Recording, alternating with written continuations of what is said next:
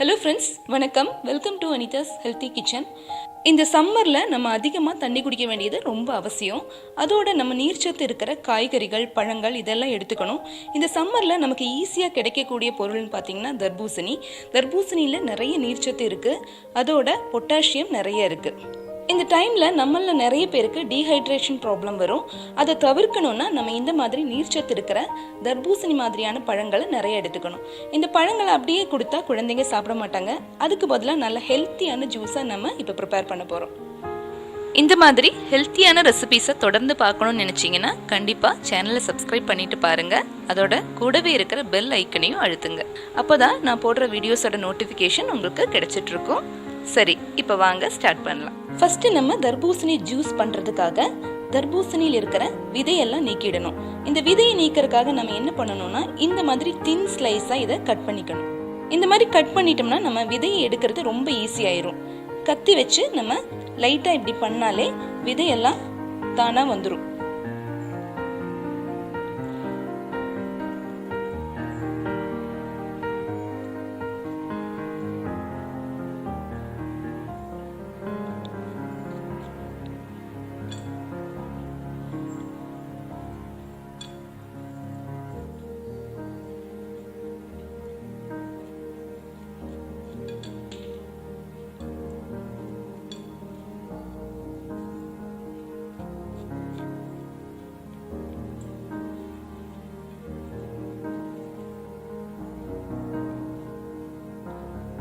ரொம்ப ஈஸியாக இதோட விதையெல்லாம் நீக்கியாச்சு.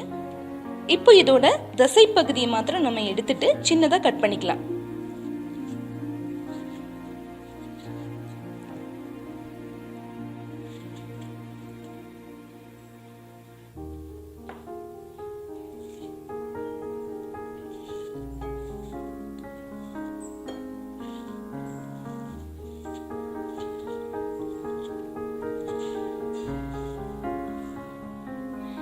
இப்ப கியூப்ஸா எல்லாத்தையும் கட் பண்ணியாச்சு. இன்னைக்கு நம்மளோட ஜூஸை நான் பிளெண்டர்ல தான் பண்ண போறேன். அதனால ஒரு பாட்டில் எடுத்து வச்சிருக்கேன்.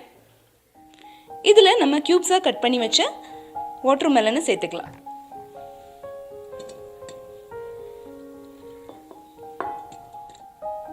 இதை பாட்டில்ல சேர்த்ததுக்கு அப்புறமா கொஞ்சம் சர்க்கரை சேர்த்துக்கலாம். நான் ஒரு 2 டேபிள் ஸ்பூன் சர்க்கரை சேர்த்துக்கிறேன். இப்போ இதை பிளெண்டர் வச்சு நம்ம நல்லா அடிச்சிடலாம்.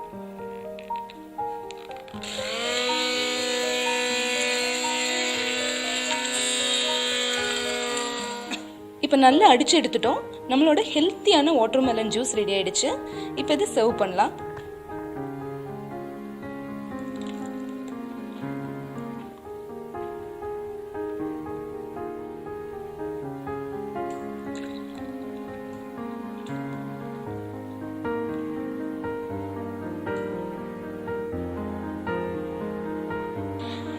இந்த ரெசிபி உங்களுக்கு ரொம்ப பிடிச்சிருந்ததுன்னா கண்டிப்பா வீட்டில் ட்ரை பண்ணி பாருங்க. அதோட லைக் பண்ணுங்க, ஷேர் பண்ணுங்க, சப்ஸ்கிரைப் பண்ணுங்க. இதே மாதிரி ஹெல்த்தியான ரெசிபிஸோட அடுத்த வீடியோவில் நான் உங்களை சந்திக்கிறேன்.